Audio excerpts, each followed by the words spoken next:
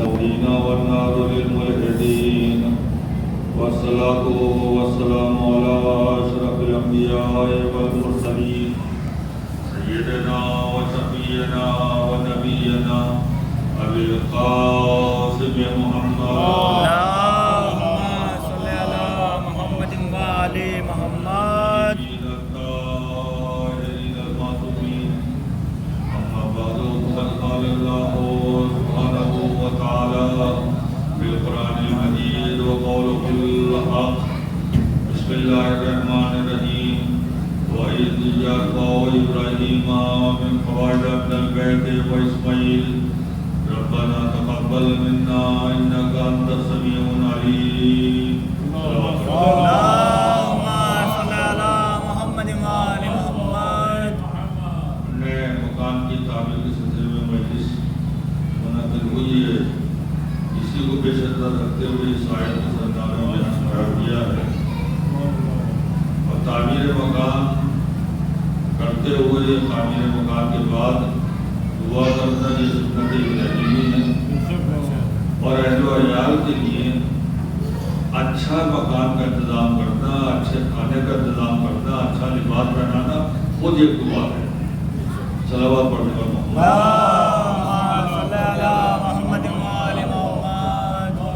قرآن مجید میں اللہ اعلان کر رہا ہے کہ وَإِذْ يَرْفَعُ إِبْرَاهِيمَ، جب ابراہیم اور اسماعیل دونوں خانہ کعبہ کی دیواروں کو بلند کر رہے تھے، تعمیر کر رہے تھے، اللہ کا گھر بنا رہے تھے، تو اللہ سے پھر دعا بھی کرتے جا رہے تھے اور انہیں یہ بھی معلوم تھا کہ قریب کا گھر بنا رہا ہوں اور قریب کی شان یہ ہوتی ہے جتنا مانگا جائے اسے بڑھا کے دے.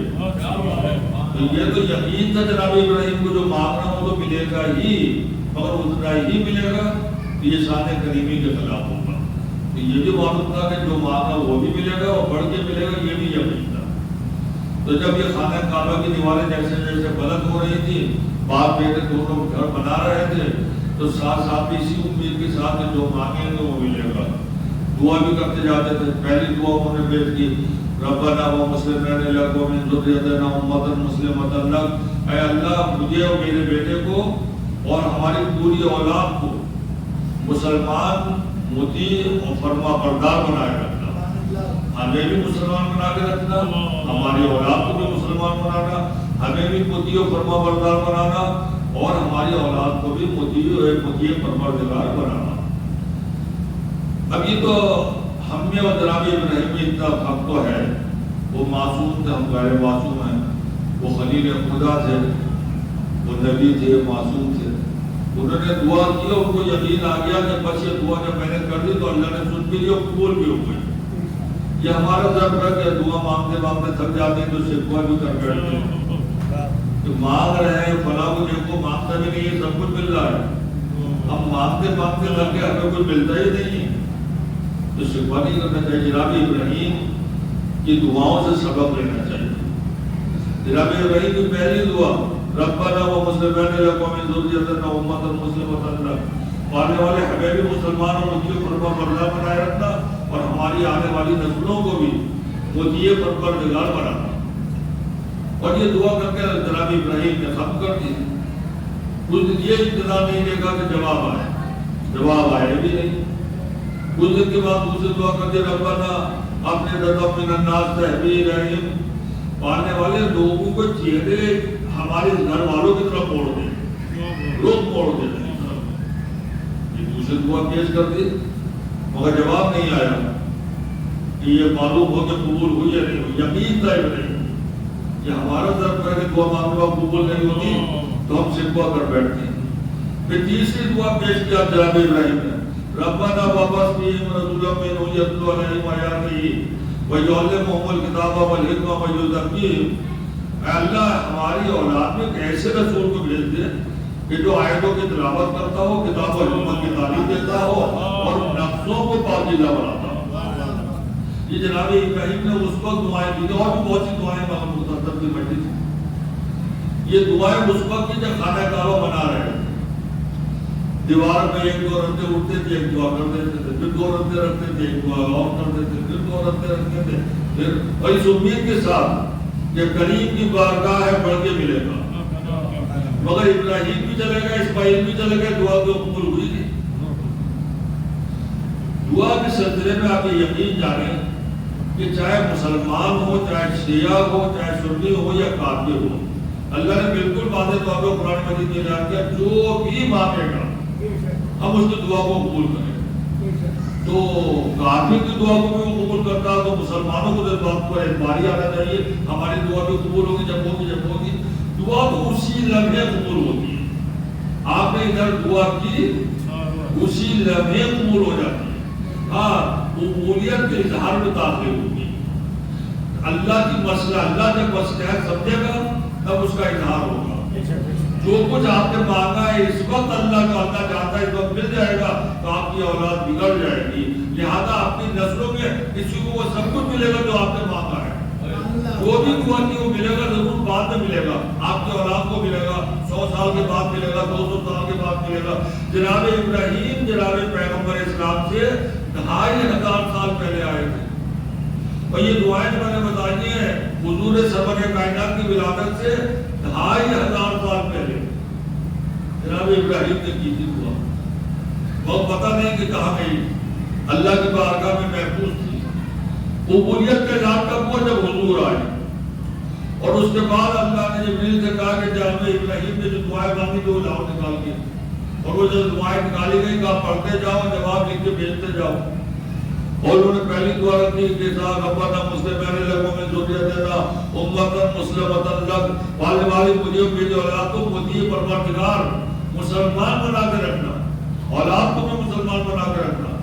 کہ اس کے اندر دن تو انما یرید اللہ لیذہب عنکم الرجس اہل البیت ویطہرکم تطہیرا۔ اے ابراہیم تم نے تو صرف یہ مانا تھا کہ مجھے پروردگار اولاد چاہیے، ایسی بات کو باقی اولاد ہوگا،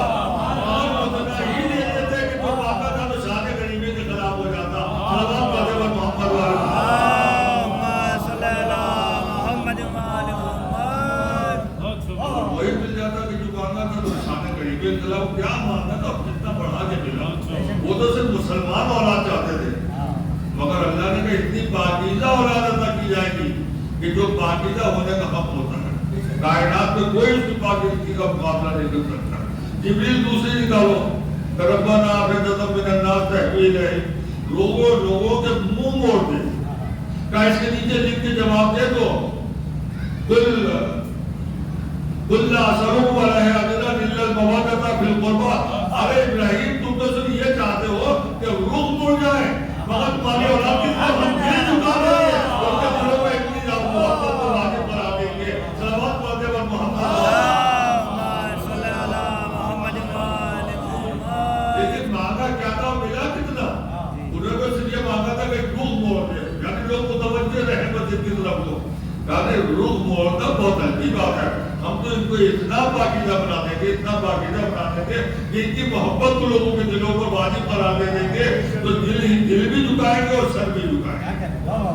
اب تیسری نکالو، ربنا وابس بہم رسولا منہم یتلو علیہم آیاتہ ویعلمہم الحکمہ کتاب الحکمہ ویزکیہم۔ اے اللہ میرے اولاد میں ایک ایسا رسول بھیج دے کہ جو آیتوں کی تلاوت کرے، کتاب و حکمت کی تعلیم دے اور نفسوں کو پاکیزہ بنائے، تزکیہ نفس کرے۔ کہ اس کے نیچے لکھو هو الذی بعث فی الامیین رسولا یتلو علیہم آیاتہ ویزکیہم ویعلمہم الکتاب والحکمہ۔ عزیزان گرامی توجہ کیجیے، جو تین چیزیں ابراہیم نے مانگی تھی، ایسا رسول ہو جو آیتوں کی تلاوت کرے، ایسا رسول ہو جو کتاب و حکمت کی تعلیم دے، ایسا رسول ہو جو نفسوں کو پاکیزہ بنائے۔ جواب میں وہی تو تینوں چیزیں ملی ہے، تین چیزیں مانگی تھی وہی تینوں چیزیں ملی ہے۔ ایسا رسول دیں گے جو کتاب و حکمت کی تعلیم دے گا اور وہ آیتوں کی تلاوت کرے گا، تزکیہ نفس کرے گا اور کتاب و حکمت کی تعلیم دے گا۔ تو تین چیزیں مانگی، تین مل گئی۔ تو یہ جو سارے قائم میں خلاف ہے، اس لیے سارے قریبی تو قریب کی شان یہ ہونی چاہیے جو مانگا ہے اس سے بڑھا کے دو۔ میں نے بارگاہ الہی میں سوال کیا اللہ تو نے ساتھ تو یہ ہونی چاہیے جو اتنا مانگا ہے اس سے بڑھا کے دے۔ تو نے وہی تین چیزیں ادا کرنے کا غور کرو، میں نے بہت خود بڑھا کے دیا ہے. اب جب غور کیا تو معلوم ہوا کہ جب اللہ جب ابراہیم نے دعا مانگی تھی تو کہا تھا یعلمہم الکتاب والحکمہ ویزکیہم، آیتوں کی تلاوت کریں، اس کے بعد کتاب و حکمت کی تعلیم دے، اس کے بعد بچوں کو پاکیزہ کرے. مگر اللہ نے یزکیہم کا لفظ یعلمہم الکتاب والحکمہ سے پہلے نہیں کیا بتایا. ابراہیم میں ایسا نبی بتانے والا ہوں جو کتاب و حکمت کی تعلیم بعد میں لے گا، لفظوں کو پاکیزہ پہلے لے گا.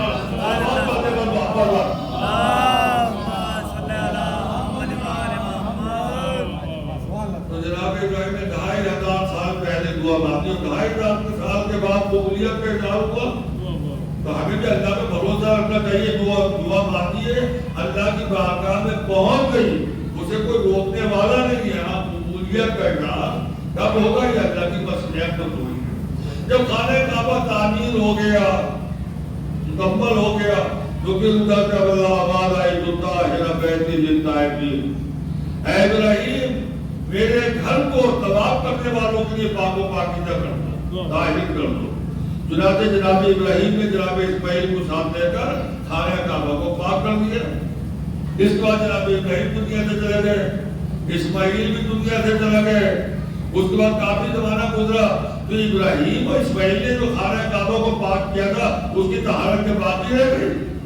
کہتے ہیں طاہر ضرور کیا تھا مگر طہارت باقی نہیں. جب حضور سرور کائنات آئے تو کعبے کی وہ طہارت جو کرائی گئی تھی ختم ہو گئی تھی. کعبے میں 360 بت بیٹھے ہوئے تھے تو کعبے کی طہارت ختم ہو چکی تھی. اور جب کعبے کی طہارت ختم ہو گئی اور حضور آئے تو ادھر سے آواز آئی، اے میرے محمد، اے میرے محبوب، جس طرح سے میرے خلیل نے اسماعیل کو ساتھ لے کر کعبے کو طاہر کیا تھا، تم میرے علی کو ساتھ لے کر کعبے کو طاہر کر دو. خدا سے محمد نے علی کو ساتھ دیا اور کعبے کو طاہر کر دیا. اب محمد بھی چلے گئے، علی بھی چلے گئے، کیا کعبے کی طہارت ختم ہو گئی؟ کہ نہیں، آج تک باقی ہے اور قیامت تک باقی رہے گا. تو ہماری سمجھ میں یہ آتے نہیں. وہ نبی تھے، ابراہیم نبی تھے، خلیل تھے، رسول تھے، سب کچھ تھے.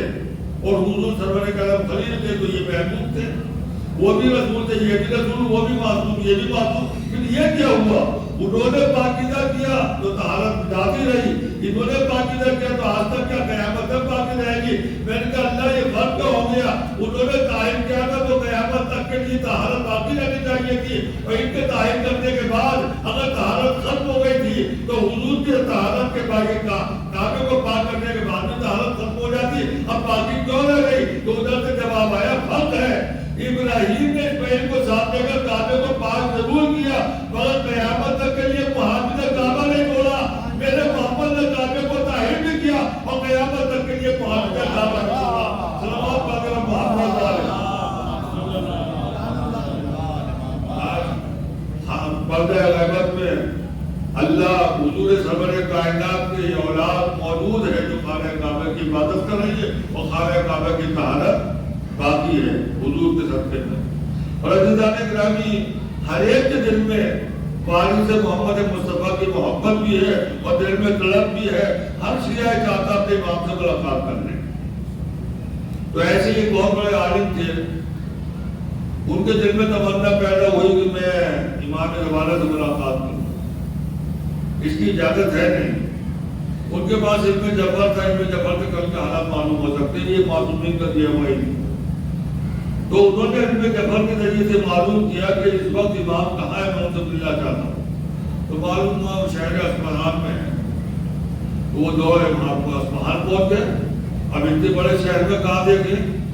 تو اس کے بعد انہوں نے پھر علم جعفر کا سہارا دیا. کہا اتنے بڑے شہر میں کہاں دیکھوں، کہاں ہے؟ تو پتا چلا کہ فلاں محلے میں جواب ملا. تو وہ اس محلے میں پہنچ گیا، ڈھونڈتے پھر رہے کہاں ہے.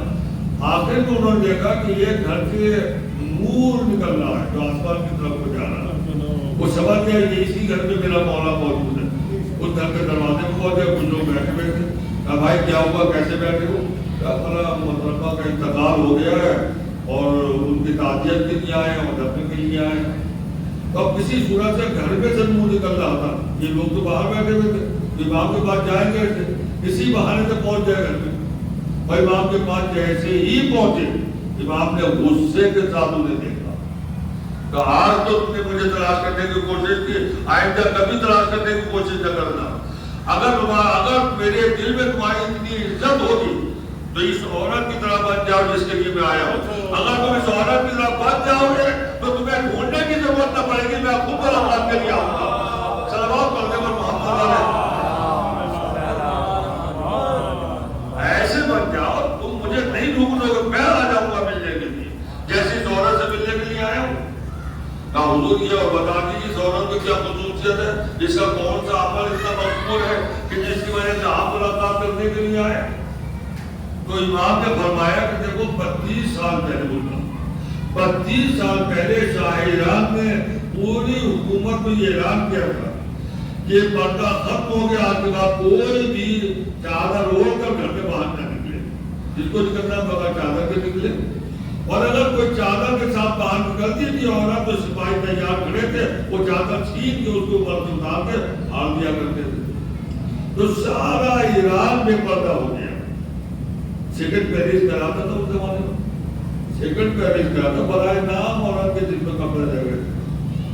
تو امام نے کہا یہ عورت 32 سال ہو گئے شاہ ایران کو یہ حکم دیے ہوئے، سارے ایران کی عورتوں کی سر سے چادر اتر گئی، کب تک گھر میں گھرتی؟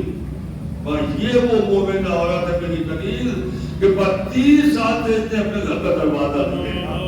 حکم خدا کی تعمیل اس نے اس طرح سے کی، حکم خدا کی تعمیل اور ہمارے فرمان کی تعمیل اس طرح سے کرو، ہم خود تم سے ملنے کے لیے آ جائیں گے۔ صلوات پڑھنے پر محمد امام سے ملنے کی تمنا، کعبے کے محافظ سے ملنے کی تمنا تو عرشیہ کے دل میں ہے۔ بھائی امام نے کہا کہ اتنا عمل کرو، ایسا پاکیزہ عمل کرو، ہم خود تم سے ملنے کے لیے آئے۔ مرتے وقت تو عرشیہ کے سرانے آتے ہی مولا، لیکن زندگی میں بھی اگر مطیع پروردگار بن جاؤ تو مولا خود ملنے کے لیے آ جائیں گے۔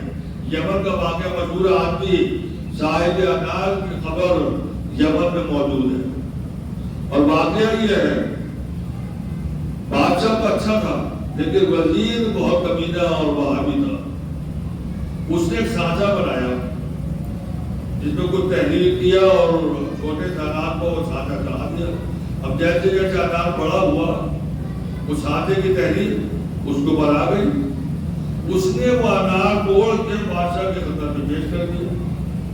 حضور یہ اللہ کی طرف سے حکم آپ کے لیے ہے، اللہ نے حکم بھیجا آپ کے لیے۔ اس کو کہتا نہیں تھا کہ شیعہ خلافہ کو گالیاں دیتے ہیں لہذا یہ واجب القتل ہے، لہذا تمام شیعوں کو قتل کر دیا جائے۔ اب انار کو کسی ہاتھ کی لکھی ہوئی تحریر تو تھی نہیں، بادشاہ کی سمجھ میں آ گیا اللہ کا حکم ہے میرے لیے، لہذا حکم دیا سارے شیعوں کو جمع کر کے ایک میدان میں جمع کر دیا گیا، اور جمع کرنے کے بعد پھر حکم دیا گیا، بادشاہ خود آیا، لوگ سب فریاد کر رہے تھے، پوچھا تھا آخر ہمیں کیوں گرفتار کیا گیا ہے؟ تو بادشاہ نے بلندی پہ کھڑے ہو کر تقریر کی، ہمیں اطلاع ملی، اللہ نے ہمیں پیغام بھیجا، حکم دیا ہے کہ ہم تمہیں قتل کر دیں اس لیے کہ تم خلافہ کو گالیاں دیتے ہو، تبرہ پڑھتے ہو۔ مگر سب نے کہا حضور یہ بالکل غلط ہے، بات یہ صحیح نہیں ہے، اللہ ایسا حکم دے ہی نہیں سکتا۔ کہا یہ ثابت کر دو، میرے پر تو ثابت ہے کہ اللہ کا حکم ہے، اور تم جو کہہ رہا ہو کہ اللہ کا حکم نہیں ہو سکتا تو تم یہ ثابت کر دو، میں سب کو آزاد کر دوں گا، ورنہ یہ کہ وہ قتل کر دوں گا، نہ مرد بچیں گے، نہ عورتیں بچیں گی، نہ بوڑھے بچیں گے، نہ بچے بچیں گے، سب کو قتل کروں گا۔ سب نے کہا حضور ٹھیک ہے، اب ثابت کرنے کی کوشش کریں گے، اب مہلت کتنی چاہیے لے لو۔ تو انہوں نے کہا 3 دن کی مہلت چاہیے، 3 دن میں ہم ثابت کر دیں گے۔ چونکہ بادشاہ نے سپاہیوں کو حکم دیا تیار کھڑے رہو، تلوار یہاں پہ نہ جائے، یہاں سے باہر تلوار رہے، کوئی میدان سے باہر جانا چاہے تو فوراً قتل کر دینا۔ 3 دن تک ان کا محاصرہ جاری رہے، اور 3 دن کے بعد ہم آپ کے فیصلہ کریں گے، قتل کا حکم دیں گے۔ چنانچہ 3 دن کی جب مہلت مل گئی، اگر آپ ہی کو پتہ چل جائے 3 دن کے بعد مرنا ہے، ہماری تاریخ طے ہو چکی ہے، تو بتائیے یہ 3 دن کیسے گزریں گے؟ طرف طرف کے گزرے گے نہ گزرے گے؟ اور جب کوئی موت بالکل سامنے تھی، تلوار بالکل سامنے تھی، تو کیسے کچھ دن گزرے ہوئے یمن والوں کے؟ روتے روتے اور امام کی فریاد کرتے کرتے اور مولا کو پکارتے پکارتے 1 دن گزر گیا، مولا نہیں آیا۔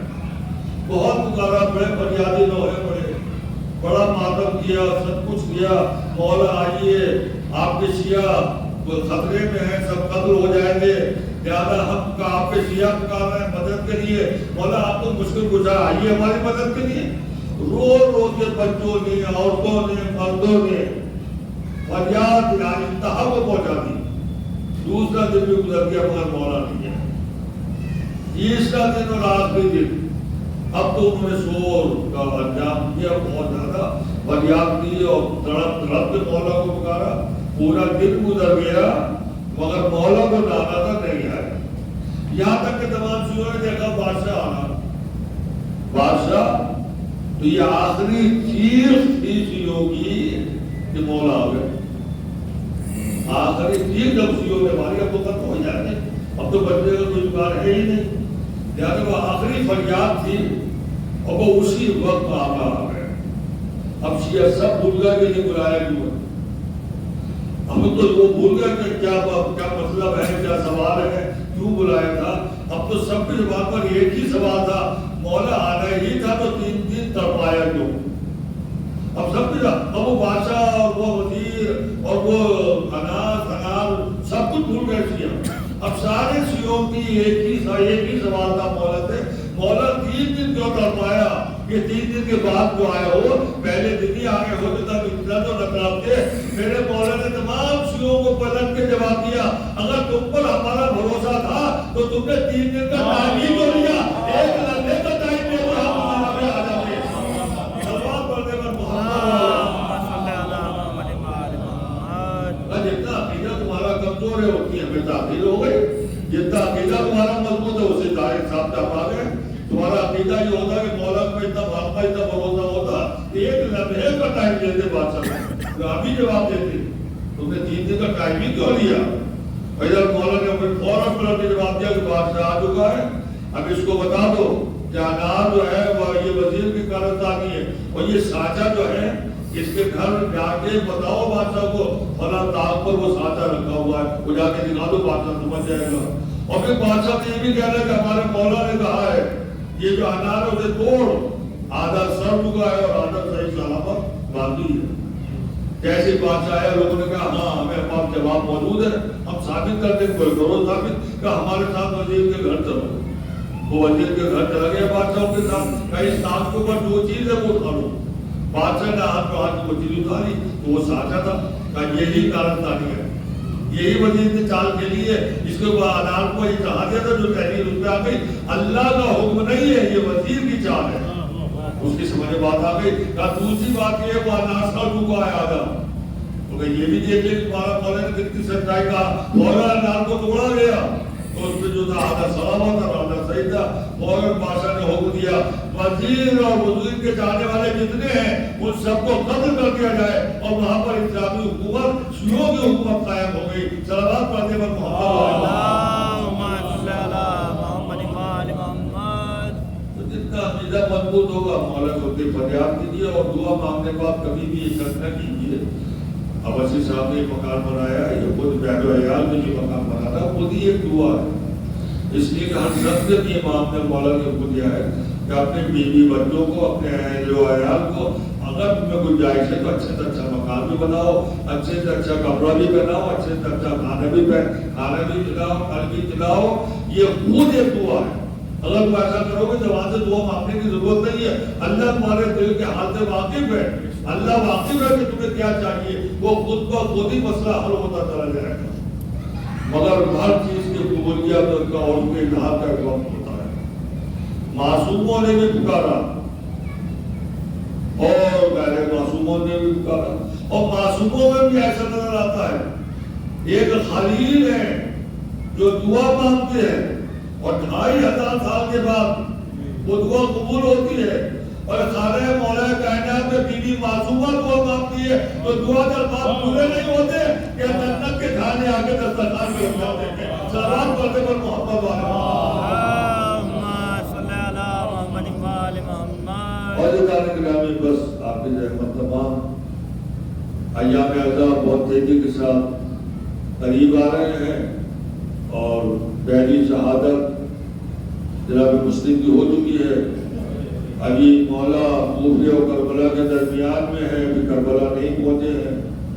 دوسری محرم کو آپ کے مولا اور 72 شہید اور اہل حرم دوسری محرم کو کربلا پہنچیں گے۔ تیسری محرم سے پانی بھی بند ہو جائے گا، 7ویں محرم سے پانی ختم ہو جائے گا اور پھر سب پیاسے ہو جائیں گے۔ میں نے اس سے پہلے کسی مسجد میں پڑھا تھا کہ کربلا کے لوگ، کربلا کے جو شہید ہو گئے وہ 3 دن کے بھوکے اور پیاسے تھے، مگر 3 دن کی بھوک اور پیاس سب کے لیے شرط نہیں ہے۔ یہ جو کربلا کے میدان میں شہید ہوئے وہ 3 دن کے بھوکے پیاسے تھے، 7 تاریخ کی صبح سے سب پیاسے تھے۔ حبیب 3 دن کے بھوکے پیاسے تھے، مسلم 3 دن کے بھوکے پیاسے تھے، عباس 3 دن کے بھوکے پیاسے تھے، علی اکبر 3 دن کے بھوکے پیاسے تھے، علی اصغر 3 دن کے بھوکے پیاسے تھے، امام حسین 3 دن کے بھوکے پیاسے تھے۔ وہ شہید ہو گئے، کوثر کا جام مل گیا، مگر زینب کی پیاس کب تک چلی، سکینہ کی پیاس کب بجھی، ام رباب کو پانی کہاں ملا، یہ تاریخ خاموش ہے۔ کوفے سے یہ لٹا ہوا قافلہ آگے بڑھا، کوفے والوں نے دیکھا بہت پیاسے ہیں، ان کے ہونٹ سوکھے ہوئے ہیں، ان کی زبان میں دانے پڑے ہوئے ہیں، ارے کوئی انہیں پانی پلا دے، ارے کوئی انہیں پانی پلا دے۔ مگر یہ لٹا ہوا قافلہ کوفے سے آگے بڑھا، کئی مہینے تک تو کوفے کے قید خانے میں کو رکھا گیا، اس لیے کہ بغاوت شروع ہو گئی تھی اور راستے میں خطرہ تھا کہ لوگ حملہ نہ کر دیں اور انہیں آزاد نہ کر دیں۔ رات کے قید خانے میں کئی مہینے کو رہنا پڑا۔ اس کے بعد یہ لٹا ہوا قافلہ محفوظ راستوں سے جایا، یزید کے چاہنے والے تھے ان راستوں سے لے جایا گیا، اور یہ راستوں پہ آنے آنا ایک واقعہ یہ بھی پیش آیا کہ جناب زینب کی گود میں جو جناب سکینہ بیٹھی ہوئی تھی، شبر ایک بیوی کی گود میں کچھ دیر تب آیا اور جناب زینب کے پاس آ کے رک گیا۔ زینب یہ تو بتاؤ یہ بچی کون ہے؟ کہا میرے بھیا حسین کی نشانی ہے، یہ عباس کی بھتیجی ہے، یہ میری بھتیجی ہے، ام رباب کی لاڈلی ہے، کیا یہ سکینہ ہے؟ کہا یہ سکینہ ہے۔ کہا سنا سکینہ، جب تک حسین کے سینے پر سو نہیں جاتی تھی اس وقت تک حسین کو نیند نہیں آتی تھی۔ کہا بے شک تو نے صحیح سنا ہے، جب تک میرے بھیا کے پاس سکینہ نہیں جاتی تھی میرے بھیا کو نیند نہیں آتی تھی۔ تو یہ سننا تھا ایک مرتبہ شیخ نے سکینہ کا بازو تھاما، زینب نے ڈانٹا ظالم کیا کرنا چاہتا ہے؟ کہا تو کہ حسین کے سینے پر سوتی تھی سکینہ، آج اسے پڑھتے ناکا تو سناؤں گا۔ سکینہ کو جب چھین رہا تھا ظالم تو سکینہ فریاد کر رہی تھی، ارے پھوپھی اماں مجھے بچا لو، ارے پھوپھی اماں مجھے بچا لو، یہ شکر بڑا ظالم ہے، مجھے بچا لو، یہ شکر پر تماچے میرے چہرے پر تماچے مارے گا، مجھے بچا لو۔ کبھی بابا کے کمرے میں سب کو دیکھا، اے بابا مجھے بچا لو، ارے چچا مجھے بچا لو، ارے بھیا مجھے بچا لو۔ ایک ناکا قریب آیا، شیخ نے سکینہ کو اس ناکے پر بٹھا دیا، بچی تھی، ننھی منھی بچی تھی۔ جب ناکا اٹھایا گیا تو سکینہ کہنے لگی لو عزادارو ایک نیا ظلم دیکھو۔ ایک مرتبہ شیخ نے ناکے کو دوبارہ بٹھایا، سکینہ کو سینے کے بل ناکے کی پشت پر لٹایا، ایک رسی منگائی اور سکینہ کو سینے کے بل ناکے کی پشت پر باندھ دیا گیا۔ عزادارو جب ناکا چلا تو سکینہ کے سینے کی ہڈیاں زخمی ہونے لگی، خون جاری ہونے لگا۔ سکینہ فریاد کرتی رہی، ارے ابا مجھے بچاؤ، ارے پھوپھی مجھے بچاؤ۔ اور ایک وہ وقت بھی آیا جب سکینہ پشت ناکے سے زمین پر گری، گرتے ہوئے جناب زینب نے دیکھا، ارے جب ناکے کو روکتے قافلے کو روکتے اس لیے کہ سکینہ گر گئی ہے، حسین کی بیٹی گر گئی ہے، روکتے۔ شیخ نے کہا کسی بھی بچے کے لیے گرے ہوئے کے لیے یہ قافلہ نہیں روکا جائے گا۔ قافلہ آگے بڑھنے لگا تو زینب نے حسین کے کٹے ہوئے سر کو دیکھا، اے بھیا تم نے سکینہ کو ہمارے حوالے کیا تھا، ہم سکینہ کی حفاظت نہ کر سکے، سکینہ راہ کوفہ میں گر گئی اور شکل قافلہ نہیں روکتا۔ ایک مرتبہ وہ سر وہ نیزہ جس پر سر حسین تھا جو پوری مظلوم کے ہاتھ میں تھا، وہ نیزہ چھوٹ کے زمین میں گڑ گیا۔ اس نے ناک کوشش کی کہ سر حسین کو اٹھائے، نیزے کو اٹھائے، مگر سر حسین ہلنے پر تیار نہ تھا۔ جب وہ تھک گیا تو شیخ کے پاس آیا، شیخ نے پوچھا قافلہ آگے کیوں نہیں بڑھتا؟ اس نے پوری کیفیت بتائی، سر حسین آگے چلنے کے لیے تیار نہیں ہے۔ لو عزادارو نیا ظلم سنو، میں سمجھا شیخ آئے گا، زمین سے نیزے کو اٹھانے کی کوشش کرے گا اور کام سے آگے بڑھے گا، مگر ظالم سر حسین کے نزدیک تو نہیں آیا، آپ بیمار کربلا کے پاس آیا، اس نے ہوا میں تازیانے کو لہرایا اور وہ ظلم کیا کہ بیمار کی چیخیں بلند ہو گئی۔ کہا ظالم کیوں ستا رہا ہے؟ کہا جب تک تمہارے بابا کا سر آگے نہیں بڑھے گا میں تمہیں اسی طرح سے تکلیف دوں گا۔ ایک مرتبہ جاؤ اپنے بابا سے کہو آگے بڑھے، ورنہ میں تمہیں تازیانے مارتا رہوں گا۔ بیمار کربلا نے ہاتھوں کی ہتھکڑیوں کے بدن کو سنبھالا، پیروں کی پھڑیوں کے بدن کو سنبھالا، گلے میں خاردار نوک کو برداشت کیا اور آہستہ آہستہ چلتے ہوئے بابا کے پاس آئے، ہاتھوں کو جوڑا مار رہا، کربلا سے لے کر کوفے تک اور کوفے سے لے کر یہاں تک اتنے تازیانے کھائے ہیں بابا کہ مجھ سے خون جاری ہے۔ ارے بابا شیبو کو بتاؤ آپ آگے کیوں نہیں چلتے؟ سر بریدہ سے آواز آئی، اے میرے لال شیبو کو بتا دو جب تک سکینہ قافلے میں شامل نہ ہوگی قیامت آ جائے گی مگر یہ قافلہ آگے نہ بڑھے گا۔ اور جب شیبو کو معلوم ہوا پھر مطلب کہا جاؤ جاؤ بیمار امام جاؤ، زین العابدین جاؤ اور اپنی بہن کو تلاش کر کے لے آؤ۔ جناب زینب کے پاس بیمار آئے، آنے کے بعد ہاتھوں کو جوڑا، اے بھوپی اپنا بیمار میں اتنی طاقت نہیں رہی کہ وہ جنگل میں جا کے سکینہ کو تلاش کرے، بھوپی اپنا کو تدبیر نکالو اور سکینہ کو لے کر آؤ۔ شیبل کہہ رہا جب تک قافلہ نہ بڑھے گا میں تازیانے مارتا رہوں گا۔ جناب زینب شیر خدا کی بیٹی ایک مرتبہ اٹھی اور حیدری جلال میں آگے بڑھی، میرے لال تم اپنی زبانی کے پاس جاؤ میں سکینہ کو تلاش کرتے جاتی ہوں۔ اور حیدر کرار کی بیٹی فاطمہ زہرا کی لال جنگل میں آ گئی، خون کا عالم ہے، چاروں طرف سناٹا ہے، حیدر کرار کی بیٹی آواز دے رہی ہے ارے سکینہ کہاں ہو، ارے سکینہ کہاں ہو، سکینہ سکینہ کہتے ہوئے آگے بڑھی۔ ارے سر راہ کیا دیکھا، ایک نقاب بی بی ہے جن کی گود میں سکینہ بیٹھی ہے۔ ایک مرتبہ زینب آگے بڑھی، اے بی بی خدا تمہیں جزائے خیر دے، تم نے اس یتیمہ پر رحم تو کھایا مگر آپ بی بی ہے کون؟ ایک مرتبہ بی بی نے چہرے سے نقاب کو ہٹا دیا، ارے سکینہ ارے زینب تجھے نہ پہچانا، میں تیری دنیا باپ فاطمہ زہرا ہوں، کبھی حسین کے قدمے میں سر کے پاس میں اپنی پوتی کو تنہا کیسے چھوڑ دیتی، اس لیے ترک کر میں سکینہ کے پاس آ گئی۔ سلام الذین ظلموا ایام القلبی القلبون علی لعنۃ اللہ علی القوم الظالمین رضان بقضائہ و تسلیما لامرہ الہی بحق زہرا الہی بحق زہرا الہی بحق زہرا الہی تعالی معصومین کا واسطہ ہماری اس مختصر قیادہ کو قبول فرما۔ آنے والے پانی مجلس کی جو خواہشیں اور تمنائیں اور دعائیں ہیں انہیں پوری فرما۔